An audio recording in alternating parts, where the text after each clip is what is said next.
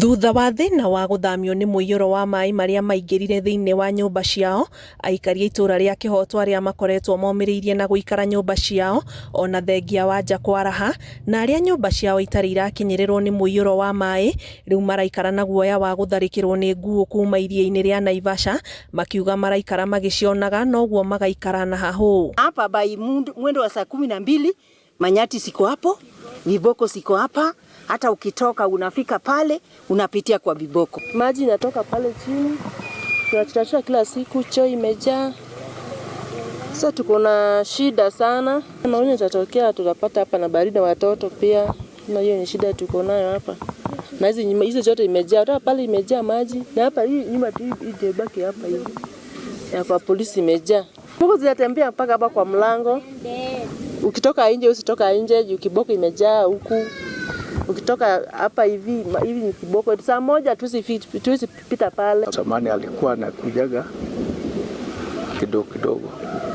Wakati huu nakuja mingi sana. Kukuja yake mingi sasa ni kama raundi 3. Kuringana na MCA wa ward ya Lakeview Alex Bogwa, augite riu hari bata thirikari ikire ikari ya Kihoto mathabu ne mathamie kaimana, akiuga uyu ni thina ukoretwo ukiyumiria o mwaka na makiria riria kwagia mbura nene. Hippopotamus ambazo ama viboko ambao wako pale katika maji wanaweza wajeruhi any moment. Na niseme ya kwamba anytime tunaweza kuwa na mlipuko wa magonjwa, cholera, typhoid at the moment kule ndani. Hakuna maji safi ambayo iko kule ndani. Hakuna chakula. Siku ya jana tumetoa hata mama ambaye amepata mtoto majuzi. Unapata mtoto wa wiki moja bado anakaa kwa maji juu.